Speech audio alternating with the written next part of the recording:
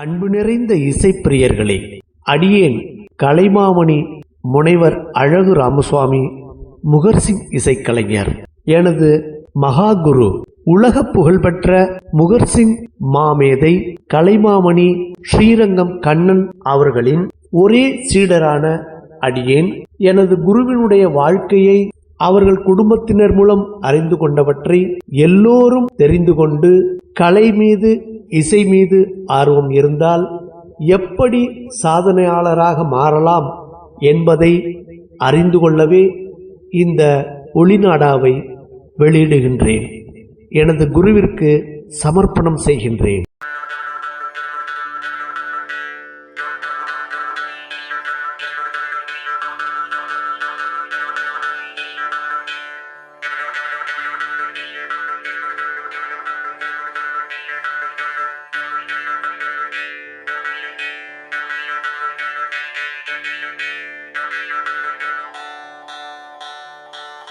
ஸ்ரீரங்கம் என்றாலே அது ஒரு ஆன்மீக பூமி, பூலோக வைகுண்டம், ஆழ்வார்களாலும் ஆச்சாரியர்களாலும் கொண்டாடப்பட்ட தலம் என்பது எல்லோருக்கும் தெரியும்.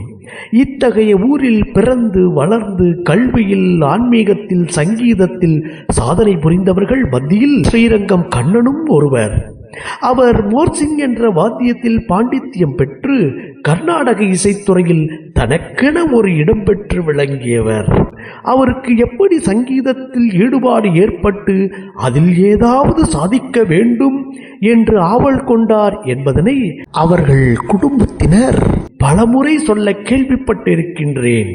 சாதாரண இசை பற்றிய அனுபவம் இல்லாத குடும்பத்தில் பிறந்து எப்படி அதில் ஒரு நிலையான பெயர் பெற முடிந்தது என்பதை கூட இருந்து பார்த்து பலமுறை வியர்ந்திருக்கின்றேன்.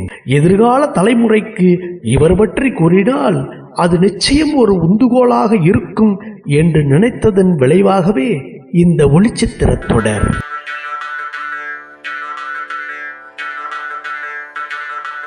ஒரு நான் மியூசிக்கல் ஃபேமிலியில் பிறந்தாலும் அந்த திருவரங்கன் அருளால் எப்படி தனக்கு சங்கீதத்தில் ஈடுபாடு உண்டாயிற்று என்று தன்னுடைய 1971 ஆண்டு நாட்குறிப்பில் தன் கைப்பட எழுதியுள்ளதை படிக்க நேரிட்டது. ஸ்ரீரங்கத்தில் திரு சத்தியமூர்த்தி கமலம் தம்பதியருக்கு 1952 ஆண்டு மே மாதம் 5ஆம் திகதி மகனாக பிறந்தார் கண்ணன் அவர்கள். பெற்றோர் வெளியூரில் பணி நிமித்தம் இருந்ததால் ஸ்ரீரங்கத்தில் தன் மாமா திரு சிங்கம் ஐயங்கார் லட்சுமி தம்பதிகளிடம் சிறுவயதில் வாழ நேர்ந்தது.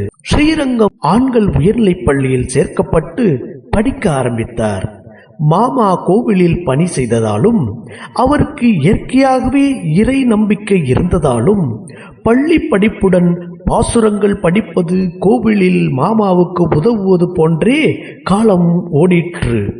இயற்கையிலேயே நாம் ஏதாவது துறையில் சாதிக்க வேண்டும் என்ற எண்ணம், ஆசை இருந்ததாலும் அதை ஊக்குவிக்க யாரும் இல்லாததால் சிறிது சோர்வாகவே தன் இளமை காலம் ஓடியதாம். ஆனால் தன்னுடன் நன்கு படிக்கும் கெட்டிக்கார நண்பர்களுடன் தான் எப்பொழுதும் இருப்பாராம். அவர்களில் பலர் படிப்பு, சங்கீதம், சுலோகம் படிப்பதில் வல்லவர்களாக இருந்ததை பார்த்து எப்படியாவது எதிலாவது சாதனை பண்ண வேண்டும் என்பதை நாளுக்கு நாள் மனதில் உறுதிப்படுத்திக் கொள்வாராம். SSLCயில் நல்ல மதிப்பெண் வாங்கியிருந்ததால் கல்லூரியில் தன் எலைட் குரூப், அதாவது அப்படித்தான் அவர் அவர்களை சொல்வார், அந்த எலைட் குரூப் அட்வைஸ் படி திருச்சி சென்ட் ஜோசப் கல்லூரியில் BSc கணிதவியலில் சேர்ந்து படிக்க ஆரம்பித்தார். ஆனால் கோவில் கல்லூரி என்று இருந்ததால் அவர் ஒருமுறை கணிதத்தில் குறைந்த மதிப்பெண் பெற்று தன் தகப்பனாரிடம் திட்டு வாங்கியதால் மிகவும் வருத்தத்துடன் இருப்பதைக் கண்ட அவர் நண்பர்கள் அவருக்கு ஆறுதல் கூறியதோடு அல்லாமல் MS ரகுநாதன் என்பவர், நீ கர்நாடக சங்கீதம் கேட்டால் உன் மூளை சிறப்பாக செயல்பட்டு கணிதத்தில் நல்ல மதிப்பெண் பெறலாம் என்று சொல்ல அதையே வேதவாக்காக கொண்டு தினமும் வானொலியில் சங்கீதம் கேட்க ஆரம்பித்தாராம்.